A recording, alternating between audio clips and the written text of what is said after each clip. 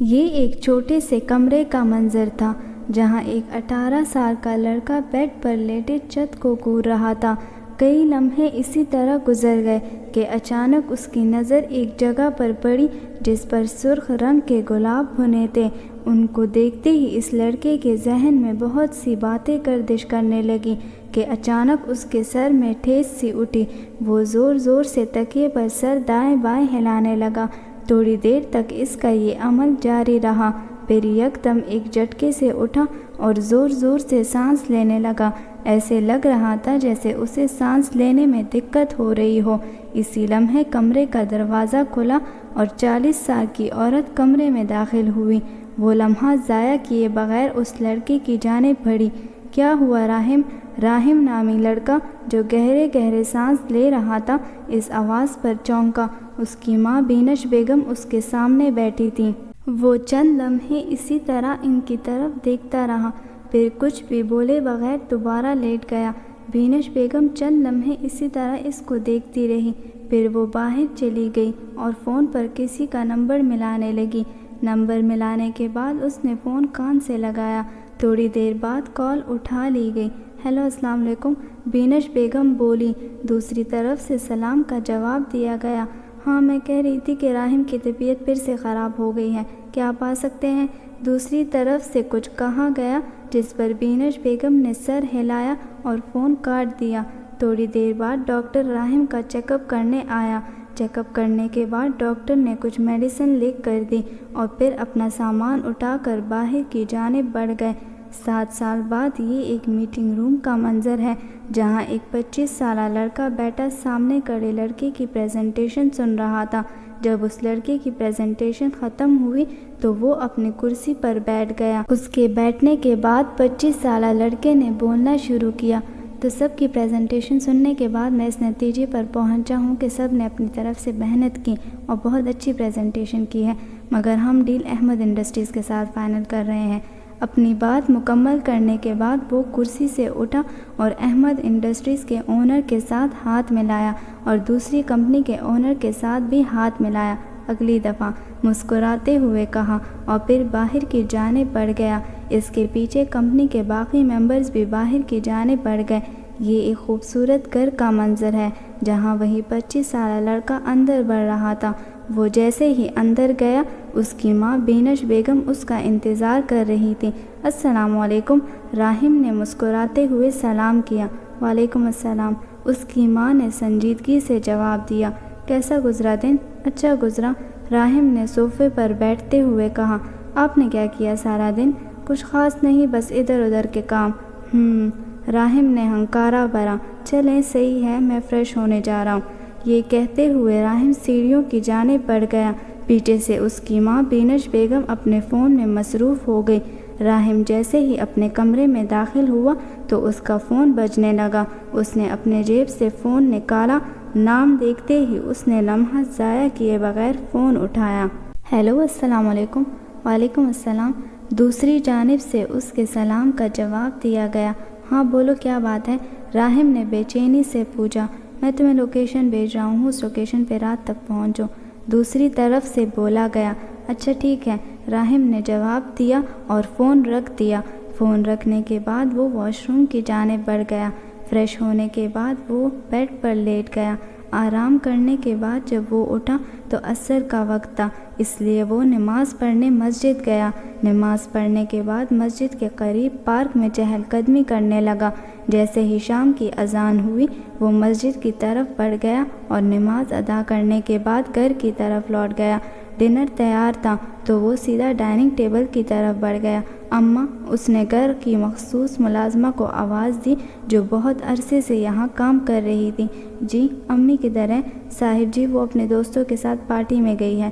ملازمہ کے جواب پر وہ کچھ دیر اس کو دیکھتا رہا اور پھر سر ہلا دیا۔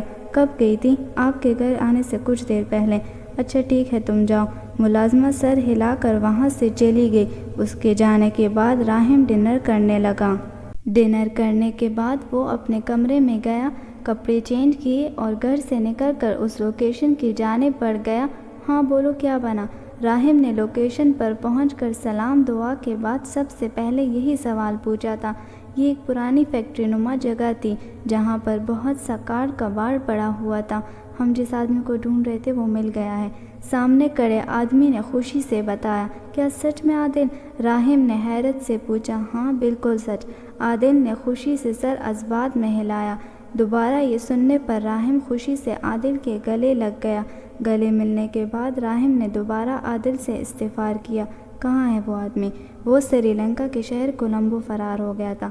میرا اس سے رابطہ ہوا ہے اور میں نے اسے یہ یقین دہانی کرائی ہے کہ اگر وہ پاکستان واپس آ گیا تو اس پر کوئی کیس نہیں کھلے گا اور جو جھوٹا کیس اس پر ہوا تھا وہ بھی بند کر دوں گا۔ اب کل میں جاؤں گا اسے اپنے ساتھ لانے کے لیے۔ دعا کرنا سب ٹھیک ہو جائے۔ عادل کے تفصیل سے بتانے پر راہم کی آنکھیں نم ہو گئیں اور وہ بے اختیار ایک بار پھر اسے گلے لگا۔ اللہ تمہارے جیسا دوست سب کو دے۔ تھینک یو یار۔ چلو ہٹو، دوبارہ تھینک یو بولا نا تمہارے لیے اچھا نہیں ہوگا۔ عادل کے ڈپٹ کر کہنے پر وہ مسکرایا اور اسے خدا حافظ کہہ کر گھر کی جانب بڑھ گیا۔ اگلی صبح بینش بیگم ٹیبل پر بیٹھے ناشتہ کر رہی تھی کہ باہر سے کچھ شور سا اٹھا۔ راہم اور بینش بیگم نے ناشتے سے سر اٹھایا تو سامنے راہم کی پھپھو نگہت بیگم آ رہی تھیں جو ملازمہ کو اپنا سامان اوپر رکھوانے کی ہدایت کر رہی تھیں۔ انہیں دیکھتے ہی راہم کے چہرے پر حیرت اور پھر خوشی کا تاثر ابھرا۔ وہ بے اختیار اپنی کرسی سے اٹھا اور ان کی جانب بڑھ گیا۔ راہم کو اپنی طرف آتا دیکھ کر نگہت بیگم نے بھی بے اختیار اپنے بازو کھولے تو راہم ان کے گلے لگ گیا، مگر پیچھے بیٹھی بینش بیگم کو یہ منظر کچھ خاص پسند نہیں آیا۔ ان کے چہرے پر ناگواری کا تاثر ابھرا اور انہوں نے اس کو چھپانے کی کوشش بھی نہیں کی۔ راہم سے ملنے کے بعد نگہت بیگم بینش بیگم کی طرف بڑھی اور ان سے سرسری سے ملی۔ ایسا لگ رہا تھا جیسے ان کے بیچ کچھ خوشگوار تعلقات نہ ہوں۔ پیچھے کھڑے راہم نے یہ منظر بڑے غور سے دیکھا، پھر وہ سب ٹیبل پر بیٹھ کر ایک ساتھ ناشتہ کرنے لگے کہ راہم نے نگہت بیگم سے استفسار کیا، آپ یوں اچانک کیسے آ گئی؟ بس تم سے ملنے کا دل چاہ رہا تھا اس وجہ سے آ گئی، انہوں نے مسکراتے ہوئے کہا، جس پر راہم نے مسکراتے ہوئے سر اسبات میں ہلایا۔ تھوڑی دیر بعد بینش بیگم اپنا ناشتہ ادھورا چھوڑ کر ڈائننگ ٹیبل سے اٹھ کر چلی گئی، جسے راہم اور نگہت بیگم دونوں نے محسوس کیا، مگر ان کو روکنے کی کوشش کسی نے بھی نہیں کی۔ ناشتہ ختم کرنے کے بعد راہم نگہت بیگم سے مل کر آفس کے لیے نکلا اور وہ اوپر اپنے کمرے میں آرام کرنے کی غرض سے چلی گئی۔ تھوڑی دیر تک آرام کرنے کے بعد وہ باہر چہل قدمی کرنے لان آ گئی۔ ابھی تھوڑی ہی دیر گزری تھی کہ انہیں اپنے پیچھے سے بینش بیگم کی آواز آئی، کیوں آئے ہو تم یہاں؟ میں نے تمہیں کہا تھا نا کہ تم یہاں مت آؤ، پھر کیوں آئے ہو؟ ان کی بات ختم ہوئی تو نگہت بیگم پیچھے مڑی اور تھوڑی دیر تک بینش بیگم کو دیکھنے کے بعد بولنا شروع کیا، یہ تمہارا نہیں میرے بھتیجے کا گھر ہے، میں جب چاہے یہاں آ سکتی ہوں، تم مجھے نہیں روک سکتی۔ ان کے جواب پر بینش بیگم نے ضبط سے اپنی مٹھیاں بھینچی، میں تمہارے ارادے خوب جانتی ہوں، پہلے میری زندگی برباد کی اور اب میرے بیٹے کی زندگی برباد کرنا چاہتی ہو نا؟ ان کی تنفر سے کہنے پر نگہت بیگم نے پہلے حیرت سے انہیں دیکھا اور پھر اپنا سر جھٹک کر کچھ بھی بولے بغیر اندر کی جانب بڑھ گئی۔ پیچھے سے بینش بیگم اپنے پاؤں پٹخ کر رہ گئی۔ اندر آ کر نگہت بیگم اپنے بیٹے کے کمرے میں گئی اور ہر چیز کا جائزہ لینے لگی، پھر وہ ڈرائنگ روم کی جانب بڑھ گئی۔ وہاں ان کی نظر ایک لاکر پر پڑی۔ یہ لاکر انہوں نے پہلے بھی دیکھا تھا مگر کبھی کھولنے کی کوشش نہیں کی تھی، مگر آج انہوں نے اس لاکر کو کھولنے کا ارادہ کیا۔ وہ جانتی تھی کہ اس کا پاس ورڈ کیا ہوگا اور ان کا اندازہ بالکل درست نکلا تھا کیونکہ لاکر کھل گیا تھا، مگر یہ کیا اس کے اندر صرف اور صرف ایک ویڈیو گیم تھا۔ اسے دیکھ کر بے اختیار نگہت بیگم کی آنکھیں نم ہو گئی۔ ابھی وہ لاکر بند کرنے ہی والی تھی کہ راہم ڈرائنگ روم کے اندر داخل ہوا۔ اپنی ماں کو اس طرح دیکھ کر راہم کو تکلیف محسوس ہوئی۔ ابھی تک یہ سنبھال کر رکھا ہے؟ نگہت بیگم نے غم بھرے لہجے میں پوچھا۔ کیسے نہ سنبھالتا، یہ میرے لیے اس دنیا میں موجود ہر چیز سے زیادہ عزیز ہے، راہم نے نیچے زمین کو دیکھتے ہوئے کہا تو نگہت بیگم آگے بڑھی اور اسے اپنے گلے سے لگایا۔ رات کو جب وہ سونے کے لیے لیٹا تو بے اختیار اسے اپنے بابا کی یاد آئی اور وہ ماضی میں بہت پیچھے چلا گیا، 18 سال پہلے۔ بابا، 7 سالہ راہم نے اپنے بابا کو پکارا۔ جی بیٹا، اس کے بابا عاطر صاحب نے محبت سے کہا، میں نے کل دکان میں ایک ویڈیو گیم دیکھا تھا، مجھے وہ بہت پسند آیا، کیا آپ میرے لیے وہ لے سکتے ہیں پلیز؟ اس نے بہت امید سے اپنے بابا کی طرف دیکھ کر کہا، جس پر عاطر صاحب نے ایک نظر اپنے بیٹے کے امید بھرے چہرے کو دیکھا اور پھر مسکراتے ہوئے سر اسبات میں ہلا دیا۔ ان کے مان جانے پر راحم بے اختیار خوشی سے اچھلا اور اپنے بابا کے گلے لگ گیا۔ ماضی کا یہ منظر تحلیل ہوا تو ایک اور منظر اس کے ذہن کے اسکرین پر چلنے لگا۔ وہ اسکول سے واپس آیا تو سیدھا کچن چلا گیا، جہاں ان کے گھر کی مخصوص ملازمہ راشدہ کھانا بنا رہی تھی۔ اماں، جی بیٹا، راشدہ محبت سے چور لہجے میں بولی۔ کھانا تیار ہے، مجھے بھوک لگی ہے۔ جی بیٹا، کھانا تیار ہے، آپ جا کر کپڑے تبدیل کریں، میں کھانا لگاتی ہوں۔ ان کے جواب پر وہ اپنے کمرے کی طرف جاتی سیڑھیوں کی طرف بڑھ گیا۔ اس نے ہمیشہ راشدہ کو ہی کھانا بناتے ہوئے دیکھا تھا، اپنی ماں کو اس نے کبھی بھی کچن میں نہیں دیکھا۔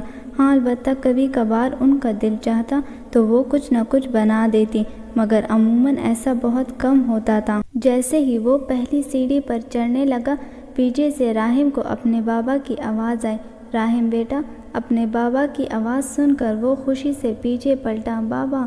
وہ انہیں پکارتے ہوئے ان کے گلے لگا۔ السلام علیکم بابا، آج آپ اتنی جلدی آ گئے؟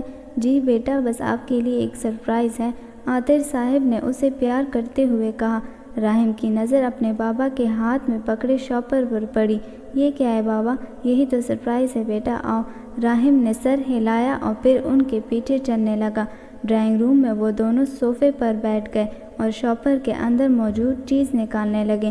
جب انہوں نے وہ چیز نکالی تو اس کو دیکھنے پر راحم نے حیرت اور خوشی کے ملی جلی کیفیت سے انہیں دیکھا۔ بابا، یہ تو زیادہ خوشی کے باعث اس سے بات بھی مکمل نہ ہو پائی۔ جی بیٹا، میرے بیٹے نے مجھ سے فرمائش کی تھی، میں کیسے پورا نہ کرتا، انہوں نے محبت سے کہا تو راحم ان کے گلے لگ گیا۔ تھینک یو بابا، آپ بہت اچھے ہیں۔ راحم کے اس طرح بولنے پر عاطر صاحب نے اسے بوسہ دیا۔ اسی لمحے بینش بیگم کمرے میں داخل ہوئی۔ یہاں کیا ہو رہا ہے؟ انہوں نے تیکھے چتونوں سے پوچھا۔ ان کی آواز پر دونوں نے بے اختیار انہیں دیکھا۔ کچھ بھی نہیں ہو رہا، عاطر صاحب نے سنجیدگی سے جواب دیا۔ اچانک ان کی نظر ویڈیو گیم پہ پڑی۔ یہ کیا ہے؟ یہ بابا میرے لیے لائے ہیں، میں نے ان سے کہا تھا، راحم نے خوشی سے کہا، جس پر بینش بیگم نے نخوت سے سر جھٹکا۔ اپنے بیٹی کی فرمائش پوری کرنے کے لیے تمہارے پاس پیسے ہیں، لیکن اگر میں کچھ مانگوں تو تمہارے پاس پیسے نہیں ہوتے۔ ان کی بات پر عاطر صاحب کو بھی یکدم غصہ آ گیا۔ تمہاری فرمائشیں تو ہر وقت چلتی رہتی ہے، کبھی ختم ہی نہیں ہوتی۔ میرے بیٹے نے پہلی بار مجھ سے کوئی فرمائش کی تھی جسے ہر حال میں مجھے پورا کرنا تھا۔ ان کے جواب پر تو بینش بیگم کو جیسے پتنگیں لگ گئیں، مگر وہ کچھ بھی بولے بغیر اوپر اپنے کمرے کی طرف بڑھ گئی۔ عاطر صاحب کا ایک چھوٹا موٹا بزنس تھا جس سے ان کا اچھا خاصا گزارا ہوتا تھا، لیکن بینش بیگم کی شکایتیں ختم ہی نہیں ہوتی تھیں۔ عاطر صاحب کو سمجھ ہی نہیں آتی تھی کہ وہ ایسا کیا کرے کہ ان کی بیگم خوش ہو جائیں۔ یہ ایک کمرے کا منظر ہے جہاں راحم بیٹا اپنے بابا کے ساتھ باتیں کر رہا تھا۔ بابا، آپ کو یہ جگ بہت پسند ہے نا؟ جی بیٹا، یہ میرا پسندیدہ جگ ہے، یہ میری امی لے کر آئی تھی کیونکہ اس پر سرخ گلاب بنے تھے اور مجھے سرخ گلاب بہت اچھے لگتے ہیں، اسی وجہ سے مجھے یہ جگ بہت عزیز ہے۔ ان کے جواب پر راحم نے مسکراتے ہوئے انہیں دیکھا، پھر تھوڑی دیر بعد بولا، اگر یہ آپ کا پسندیدہ ہے تو آج کے بعد یہ میرا بھی پسندیدہ جگ ہے۔ یہ کہتے ہوئے وہ اپنے بابا کے گلے لگ گیا۔ راحم کی بات سن کر عاطر صاحب قہقہہ لگا کر ہنس پڑے۔ یہ ایک اسکول کا منظر ہے جہاں انعامات تقسیم کرنے کی تقریب چل رہی تھی۔ ہر اچھے مارکس لینے والے بچے کو پذیرائی مل رہی تھی اور ان کو آگے اس سے بھی اچھا پرفارم کرنے کی نصیحت کی جا رہی تھی۔ اب پہلی پوزیشن کی اناؤنسمنٹ ہوئی۔ راحم عاطر، جیسے ہی اس کا نام لیا گیا وہ مسکراتے ہوئے گیسٹ کی جانب بڑھ گیا۔ انہوں نے مسکراتے ہوئے اسے انعام دیا، جسے اس نے بھی مسکراتے ہوئے پکڑا اور وہاں سے چڑھ کر سیڑھیوں سے اترنے لگا۔ سیڑھیوں سے اترنے کے بعد وہ سب سے پہلے اپنے بابا کی جانب گیا تو انہوں نے اسے اپنے گلے لگایا۔ مبارک ہو برخوردار، عاطر صاحب نے اپنے بیٹے کی پیٹھ تپتپاتے ہوئے کہا، جس پر راحم نے مسکراتے ہوئے ان کو مبارکباد وصول کی۔ اسی لمحے عاطر صاحب کے موبائل پر کال آنے لگی تو ہال میں شور ہونے کے باعث وہ باہر کی جانب بڑھ گئے۔ ارے راحم! اپنے نام کی پکار سن کر اس نے حیرت سے اپنی بائیں طرف دیکھا جہاں اس کے بابا کی عمر کا ایک آدمی کھڑا تھا۔ جی میں راحم، آپ کون؟ میں شہیر، تمہارے بابا کا بہت اچھا دوست۔ اس نے مجھے تمہاری تصویر دکھائی تھی، اس لیے میں تمہیں پہچان گیا، انہوں نے مسکراتے ہوئے کہا۔ بس پھر راحم نے بھی مسکراتے ہوئے سر اسبات میں ہلایا۔ میرا بیٹا بھی اسی اسکول میں پڑھتا ہے، اس کی دوسری پوزیشن آئی ہے، انہوں نے مزید کہا۔ اس سے پہلے کہ راحم کچھ بولتا، شہیر صاحب کے ساتھ اسی کی عمر کا ایک لڑکا آ کر کھڑا ہو گیا۔ بابا آپ یہاں کیا کر رہے ہیں؟ ارے عادل بیٹا، اس سے ملو، یہ میرے بہت اچھے دوست عاطر کا بیٹا راحم ہے۔ اپنے بابا کے کہنے پر اس نے راحم کی جانب دیکھا جو پہلے سے ہی اسے دیکھ رہا تھا۔ عادل نے مسکراتے ہوئے اس کی طرف ہاتھ بڑھایا، جس پر راحم نے بھی مسکراتے ہوئے اس کا ہاتھ پکڑ لیا۔ ویسے مجھے عاطر نے بتایا تھا کہ تمہاری پہلی پوزیشن آئی ہے، مجھے یہ سن کر بہت خوشی ہوئی، بڑا فخر محسوس کر رہا تھا وہ تم پر، اور کیوں نہ کرے، وہ تم سے محبت ہی اتنی کرتا ہے۔ ان کی بات سن کر راحم کو بہت اچھا لگا کہ اس کے جان سے زیادہ عزیز بابا اسے اتنی محبت کرتے ہیں۔ تمہیں یاد ہے جب تم نے پہلی دفعہ اپنے بابا سے ایک ویڈیو گیم کی فرمائش کی تھی؟ ان دنوں عاطر کو کاروبار میں بہت نقصان ہوا تھا اور ان کے پاس اتنے پیسے نہیں تھے کہ تمہارے لیے ویڈیو گیم لے سکے۔ انہی دنوں میں عاطر سے ملنے آیا تھا تو وہ مجھے بہت پریشان لگا۔ میں نے پریشانی کی وجہ پوچھی تو اس نے ٹال دیا، مگر میرے اصرار کرنے پر بتایا، جس پر میں نے اس سے کہا کہ تم مجھ سے قرض لے لو، پھر جب تمہارے حالات ٹھیک ہو جائے تو واپس کر دینا۔ لیکن عاطر میری بات ماننے کے لیے تیار نہیں تھا۔ میری بہت اصرار کرنے پر وہ مان گیا اور اگلے مہینے ہی اس نے مجھے قرض واپس کر دیا۔ ان کی بات مکمل ہوتے ہی راحم کو ایسے لگا جیسے اس کے سانس بند ہو جائے گی، اس کا چہرہ لٹھے کی مانند سفید ہو گیا۔ اس سے پہلے کہ شہیر صاحب راحم کو دیکھتے، پیچھے سے کسی نے انہیں آواز دی تو وہ ان کی طرف متوجہ ہوئے، مگر عادل نے اس کا چہرہ بہت غور سے دیکھا تھا۔ چند لمحے وہ اسی طرح راحم کو دیکھتا رہا، پھر اس کے کندھے پر ہاتھ رکھا۔ کیا تمہیں تمہارے بابا نے یہ سب نہیں بتایا تھا؟ عادل نے سنجیدگی سے پوچھا، جس پر راحم نے نفی میں سر ہلایا۔ اگر تمہارے بابا نے تمہیں اس بارے میں کچھ نہیں بتایا تو تم بھی انہیں کچھ مت بتانا، کیونکہ اگر انہوں نے اتنے سال تم سے یہ بات چھپائی تو اس کے پیچھے یہی وجہ ہوگی کہ وہ نہیں چاہتے کہ تمہیں پتہ چلے کہ انہوں نے تمہاری ویڈیو گیم کے لیے کسی سے قرض لیا، اس لیے تم بھی ان کا مان رکھ لینا۔ عادل کی بات ختم ہوتے ہی راحم نے اسبات میں سر ہلایا، کیونکہ اسے بھی عادل کی بات صحیح لگی تھی۔ ویسے یار میں نے بہت سیریس باتیں کر لی، مجھ سے اتنی دیر تک سیریس نہیں رہا جاتا۔ عادل کے شرارت سے کہنے پر عادل بھی مسکرایا۔ کچھ دیر تک باتیں کرنے کے بعد انہوں نے ایک دوسرے کے ساتھ نمبر ایکسچینج کیے اور پھر اپنے گھروں کی جانب چل دیے۔ یہ اس سے اگلے دن کا ذکر ہے جب راحم اور عاطر صاحب گاڑی میں بیٹھے کسی شاپ کی جانب جا رہے تھے۔ وہ اپنے بیٹے کے لیے پوزیشن کی خوشی میں تحفہ لینا چاہتے تھے۔ راحم نے یہ بات محسوس کی کہ اس کے بابا کچھ پریشان ہیں۔ اس نے پوچھا بھی مگر انہوں نے ٹال دیا، جس پر راحم نے بھی دوبارہ پوچھنے کی کوشش نہیں کی۔ ابھی وہ راستے میں ہی تھے کہ اچانک گاڑی امبیلنس ہو گئی۔ عاطر صاحب نے بریک لگانے کی کوشش کی لیکن بریک نہیں لگ رہی تھی۔ ابھی وہ اس مصیبت سے نکلنے کے لیے کچھ سوچ ہی رہے تھے کہ گاڑی ایک درخت سے ٹکرا گئی اور زوردار دھماکہ ہوا۔ لمحے کے 1000ویں حصے میں گاڑی سے دھواں اٹھنے لگا۔ گاڑی کے آس پاس لوگ جمع ہونے لگے اور چہمگوئیاں ہونے لگیں۔ کچھ لوگ ایمبولینس کو بلانے کی بات کر رہے تھے۔ تھوڑی دیر تک ان کو ہسپتال پہنچایا گیا۔ راستے میں کسی نے عاطر صاحب کے فون سے نگہت بیگم کو کال کی، کیونکہ آخری بار انہوں نے نگہت بیگم کو ہی کال کی تھی۔ جس وقت وہ ہسپتال پہنچی اسی لمحے آپریشن تھیٹر سے ڈاکٹر باہر آیا۔ سوری، ہم ایک پیشنٹ کو نہیں بچا سکے، وہ موقع پہ ہی وفات پا چکے تھے۔ البتہ ان کے ساتھ موجود بچے کا آپریشن ہو گیا ہے، مگر اس کی سچویشن بھی ابھی کریٹیکل ہے، تو ہم کچھ کہہ نہیں سکتے۔ ڈاکٹر پروفیشنل انداز میں کہہ کر آگے کی جانب بڑھ گئے، مگر پیچھے کھڑی نگہت بیگم دھڑام سے زمین بوس ہو گئی۔ راحم کو 3 دن بعد ہوش آیا تھا۔ اپنے بھائی کی وفات کے بعد نگہت بیگم جو دل چیر دینے والی خبر ملی وہ یہ تھی کہ راحم کی یادداشت چلی گئی ہے، جس کے باعث وہ اب کسی کو بھی پہچاننے سے انکاری تھا۔ ڈاکٹر نے نگہت اور بینش بیگم کو تاکید سے کہا تھا کہ راحم کے سامنے ماضی کی کوئی چیز یا پھر ماضی کی کوئی یاد نہ دہرائی جائے، کیونکہ اس سے اس کے دماغ پہ اثر پڑے گا۔ نگہت بیگم نے خاص طور پر اس بات کا خیال رکھا تھا۔ انہوں نے گھر سے ہر وہ چیز ہٹا دی تھی جس سے راحم کو تکلیف ہو سکتی تھی، مگر پھر بھی کبھی نہ کبھی راحم کی طبیعت خراب ہو جاتی تھی، جس پر ڈاکٹر یہی بتاتے تھے کہ اس کے سامنے کوئی ایسی چیز نہ رکھی جائے جس سے اس کے دماغ پر اثر پڑے۔ یہ بات نگہت بیگم کو پریشان کر دیتی تھی۔ انہیں سمجھ نہیں آتا تھا کہ یہ سب کیسے ہو جاتا ہے۔ انہوں نے راحم کا ہر طرح سے خیال رکھا، جس سے فرق یہ پڑا کہ راحم اپنے قریبی لوگوں اور دوستوں کو پہچاننے لگا تھا، مگر نگہت بیگم نے اسے ابھی تک یہ نہیں بتایا تھا کہ اس کے بابا وفات پا گئے ہیں۔ اسی دوران ان کی شادی ہو گئی اور انہیں کینیڈا جانا پڑا۔ شادی کے بعد بھی وہ ہر ہفتے میں 2 دفعہ راحم کو کال ضرور کرتی تھیں۔ حال یہ سب سوچتے ہوئے بے اختیار راحم کی آنکھ سے ایک آنسو نکلا اور کمٹی میں جذب ہو گیا۔ سوچوں کا ایک بھنور تھا جو کبھی ختم نہیں ہو سکتا تھا، مگر اس نے کروٹ بدلی اور سونے کی کوشش کرنے لگا۔ اسی طرح 2 دن گزر گئے تو ایک دن راحم کو عادل کی کال آئی۔ اس نے بتایا کہ اس آدمی کو لے آیا ہے، جس پر راحم نے اس سے کہا، مجھے لوکیشن بھیج دو، میں آ رہا ہوں۔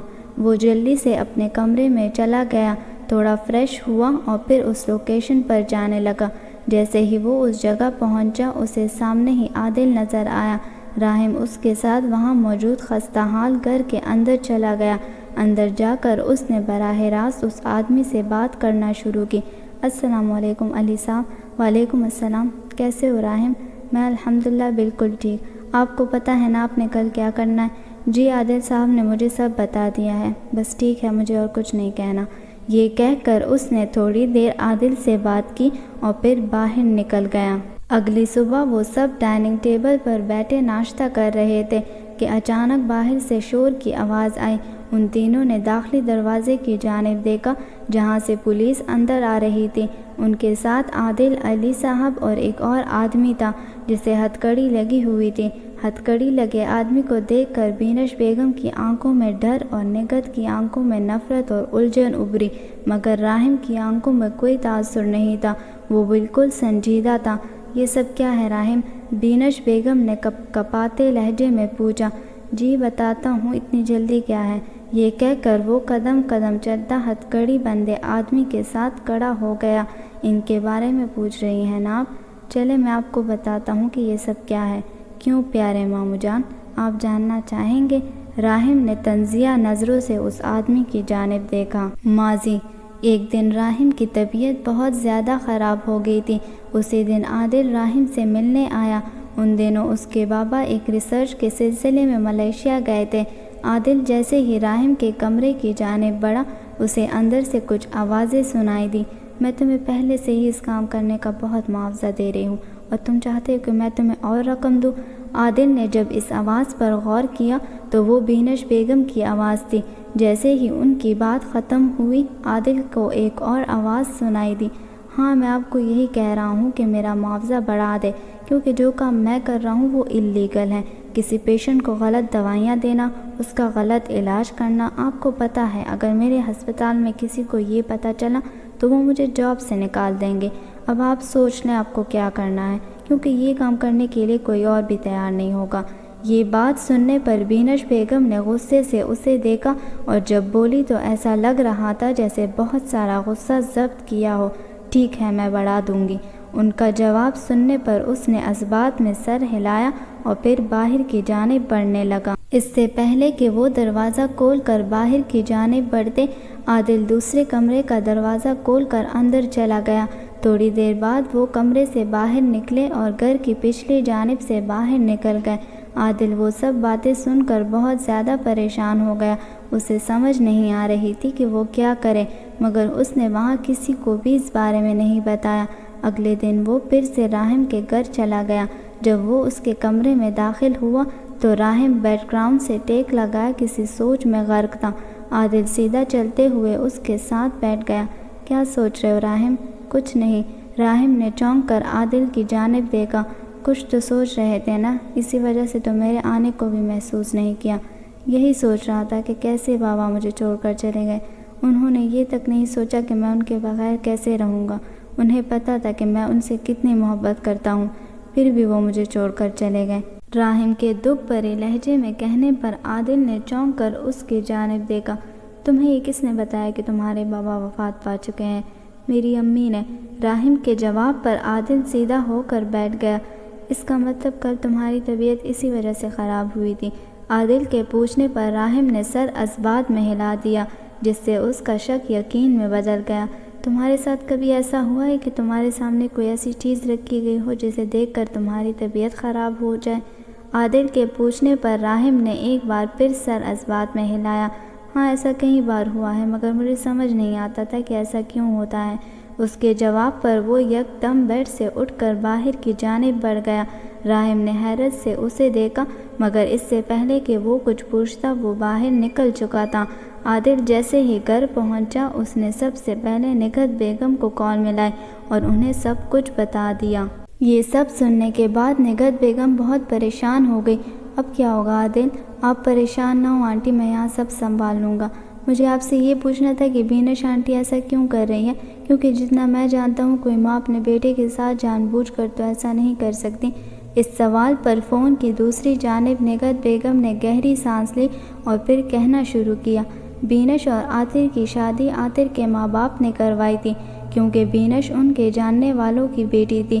وہ ایک مڈل کلاس گھرانے سے تعلق رکھتی تھی اور ایک امیر آدمی سے شادی کرنا چاہتی تھی۔ عاطر بے شک مالی لحاظ سے ان کے مقابلے میں اچھے تھے، مگر اتنے امیر نہیں تھے جتنا اسے چاہیے تھا۔ بینش کے ماں باپ نے زبردستی اس کی شادی عاطر سے کروا دی تھی، جس وجہ سے نہ وہ خود خوش رہی اور نہ انہیں خوش رہنے دیا۔ جب راحم کی پیدائش ہوئی تو گھر میں سب بہت زیادہ خوش تھے، سوائے بینش کے۔ راحم اور اس کی پھوپھی نگہت میں 10 سال کا فرق تھا۔ وہ جب بھی اسکول سے واپس آتی تو راحم کے ساتھ کھیلنے میں مصروف ہو جاتی۔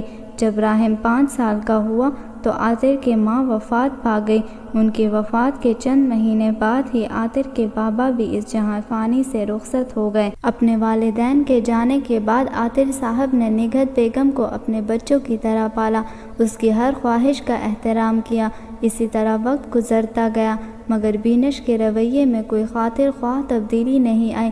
جب نگہت بیگم 26 سال کی ہوئی تو ایک دن بینش بیگم نے اپنے شوہر سے اپنے بھائی بادام گل کے لیے نگہت بیگم کا ہاتھ مانگا، جس پر عاطر صاحب بھڑک اٹھے، کیونکہ وہ بادام گل کی حرکتوں سے واقف تھے، ورنہ ضرور ہاں کر لیتے۔ وہ اپنی بیٹی جیسی بہن کو ایک کنویں میں نہیں دھکیلنا چاہتے تھے، جس طرح ان کی زندگی خراب ہوئی تھی۔ وہ اپنی بہن کی زندگی نہیں خراب کرنا چاہتے تھے۔ عاطر کے انکار پر بینش بیگم بھی بھڑک اٹھی، مگر انہوں نے ان کی ایک بھی نہ سنی اور وہاں سے اٹھ کر چلے گئے۔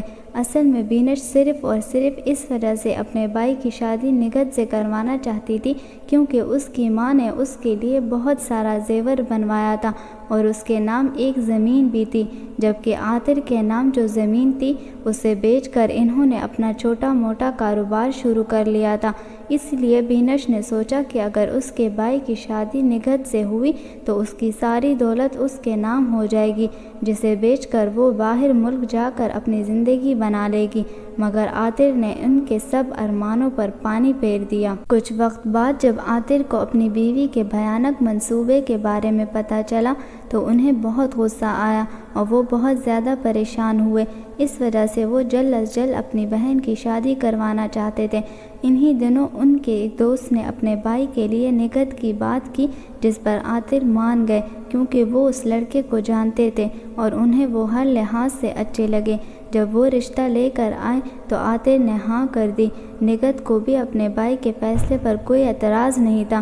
جب یہ بات بینش بیگم کو پتہ چلی تو انہیں بہت غصہ آیا۔ انہوں نے عاطر کو بہت دھمکیاں دیں، مگر انہوں نے اس کی ایک نہ سنی۔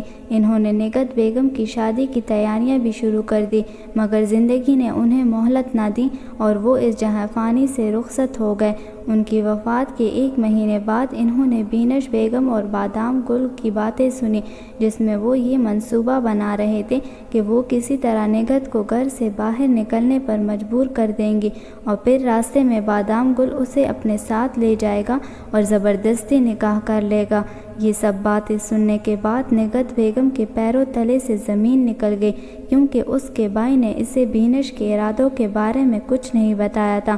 اس سے اگلے دن نگہت اپنے منگیتر بابر کے گھر گئی اور اس کے بابا کو ساری بات بتا دی، جس پر بابر کے بابا نے اسے تسلی دی اور 2 دن بعد ہی دونوں کا نکاح ہو گیا۔ جیسے ہی یہ خبر بینش کو ملی، انہوں نے ہر طرح سے نگہت بیگم کو کمزور کرنے کی کوشش کی، مگر بابر اور اس کے گھر والوں نے نگہت کا بھرپور ساتھ دیا۔ نگہت اپنے بھتیجے کو یہاں اکیلے نہیں چھوڑنا چاہتی تھی، مگر ان کی مجبوری تھی۔ پاکستان سے جانے کے 1 ہفتے بعد انہیں عادل سے یہ خبر ملی کہ سارا بزنس بادام گل نے اپنے قبضے میں کر لیا ہے اور اب وہ عاطر انکل کا بزنس سنبھال رہے ہیں، جس پر نگہت کو غصہ بہت آیا، مگر وہ یہاں کینیڈا میں رہ کر کچھ نہیں کر سکتی تھی۔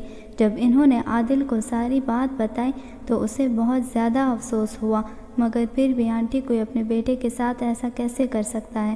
بس بیٹا جن کے ضمیر مر جائے تو پھر انہیں کسی بات کی کوئی فرق نہیں پڑتا۔ یہ تو آپ نے صحیح کہا آنٹی، خیر آپ کو پریشان ہونے کی ضرورت نہیں، میں یہاں سب سنبھال لوں گا۔ عادل کی تسلی پر نگہت بیگم نے اس کا شکریہ ادا کیا اور پھر فون کاٹ دیا۔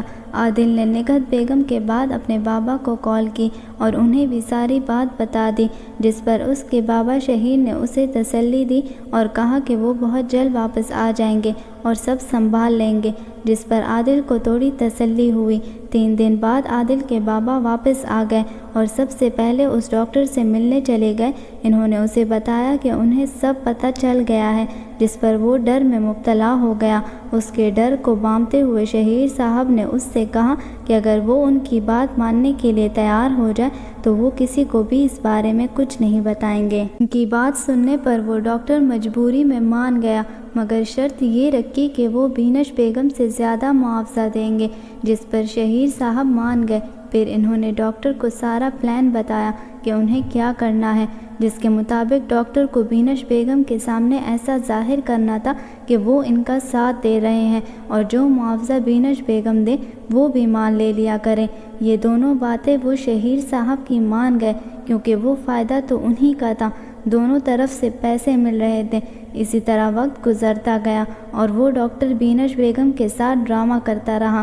جب راحم آہستہ آہستہ ٹھیک ہوتا گیا تو اس نے اپنے بابا کے قاتل کو ڈھونڈنے کی بات شروع کر دی، کیونکہ اسے پتہ تھا کہ وہ حادثہ نہیں بلکہ قتل تھا، مگر شہیر صاحب نے یہ کہہ کر اسے روک دیا کہ ابھی اس کی طبیعت پوری طرح ٹھیک نہیں ہوئی ہے، جس سے اب بھی اس کے دماغ پر اثر ہو سکتا ہے، اس لیے ابھی تھوڑا انتظار کریں۔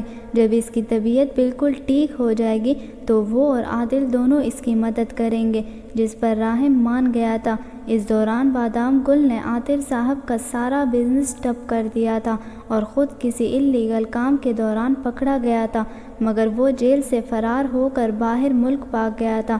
بینش بیگم کی نگہت بیگم کی زمین بیچ کر اس پر گزارا کرنے لگی تھی۔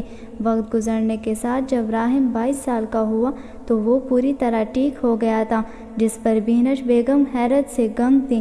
انہیں سمجھ نہیں آ رہی تھی کہ یہ سب کیسے ہوا، مگر تھوڑی سوچ بچار کے بعد وہ مطمئن ہو گئی، کیونکہ اول تو انہیں اپنے بھائی سے امید تھی کہ وہ سب سنبھال لیں گے، مگر وہ تو خود سب تباہ کر کے باہر ملک فرار ہو گیا تھا، اور اب وہ یہ سوچ رہی تھی کہ چلو راحم ٹھیک ہو گیا ہے تو کچھ نہ کچھ کمانا شروع کر ہی دے گا، جس پر ان کا گزارا چل جائے گا۔ راحم جیسے ہی ٹھیک ہوا وہ سب سے پہلے اپنے بابا کی قبر پہ گیا۔ وہاں سے فارغ ہونے کے بعد وہ عادل کے ساتھ مل کر اس جگہ گیا جہاں اس کا اور اس کے بابا کا ایکسیڈنٹ ہوا تھا۔ ایکسیڈنٹ کے بعد راحم نے بے ہوش ہونے سے پہلے کسی آدمی کا چہرہ دیکھا تھا۔ اسے شک تھا کہ اس حادثے کے پیچھے کہیں نہ کہیں اس آدمی کا ہاتھ ہے۔ اس جگہ ایک دکان تھی تو وہ دونوں سب سے پہلے وہاں گئے۔ راحم نے دکاندار کو اسکیچ دکھایا جو خود اس نے بنایا تھا۔ وہ اسکیچ دیکھنے پر اس نے پوچھا کہ وہ کیوں اس آدمی کے بارے میں پوچھ رہے ہیں، تو عادل اور راحم نے انہیں سب کچھ بتا دیا۔ سب سننے کے بعد وہ آدمی انہیں دوسرے آدمی کے پاس لے گیا جو وہاں کام کرتا تھا۔ دکاندار نے دوسرے آدمی کے کان میں کچھ کہا، جس پر اس نے ان دونوں کو غور سے دیکھا اور پھر سر ہلا کر ان دونوں کو اپنے پیچھے آنے کا اشارہ کیا اور ایک چھوٹے سے کمرے کی جانب بڑھ گیا۔ وہاں پر 3 کرسیاں رکھی تھیں۔ وہ آدمی ایک کرسی پر جا کر بیٹھ گیا اور ان دونوں کو بھی بیٹھنے کا اشارہ کیا۔ جب وہ دونوں بیٹھ گئے تو اس نے بولنا شروع کیا، مجھے ریاض نے سب بتا دیا ہے، میں آپ لوگوں کو اس آدمی تک پہنچا سکتا ہوں، مگر شرط یہ ہے کہ آپ دونوں اسے سزا ضرور دلوائیں گے۔ اس کی بات سننے کے بعد راحم اور عادل دونوں نے اسبات میں سر ہلایا اور اس سے وعدہ کیا کہ وہ اسے سزا ضرور دلوائیں گے، جس پر وہ آدمی کمرے سے باہر نکل گیا۔ جب کمرے میں داخل ہوا تو اس کے ہاتھ میں ایک لفافہ اور USB ڈرائیو تھا۔ اس نے وہ دونوں چیزیں ان کے سامنے رکھ دیں، جس پر عادل نے ان سے پوچھا کہ وہ آدمی اس کا کیا لگتا ہے اور کیوں ان کی مدد کر رہا ہے۔ اس سوال پر اس علی نامی آدمی نے گہری سانس لی اور پھر کہنا شروع کیا، اصل میں علی اور راشد دونوں بہت اچھے دوست تھے، انہوں نے ہر ایک کام ساتھ کیا تھا، مگر ایک وقت ایسا آیا جب راشد اپنے غربت سے تنگ آ گیا اور اس نے فیصلہ کیا کہ اب وہ کسی بھی حال میں اور کسی بھی طرح پیسے کمائے گا، جس پر علی نے اسے بہت سمجھایا مگر وہ نہیں مانا۔ وہ ایک گینگ کا حصہ بن گیا۔ وہ گینگ چوری، ڈکیتی، قتل اور ہر طرح کے جرائم میں ملوث تھی۔ راشد شروع میں چھوٹی موٹی چوریاں کرتا تھا، مگر ایک دن اس گینگ کے سردار نے اسے بتایا کہ اسے کسی کا ایکسیڈنٹ کروانا ہے اور جس عورت کا یہ کام ہے اس عورت کے ساتھ اس لوکیشن پر جا کر ملے، جس پر راشد مان گیا۔ جس دن راشد بینش بیگم سے ملنے جا رہا تھا اس دن علی نے اس کا پیچھا کیا۔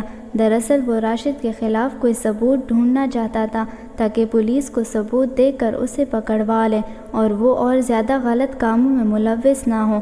علی نے ان دونوں کی باتیں ریکارڈ کر لی اور اس بینک کا نام بھی سن لیا جس کے ذریعے بینش بیگم نے راشد کے اکاؤنٹ میں پیسے ٹرانسفر کیے تھے۔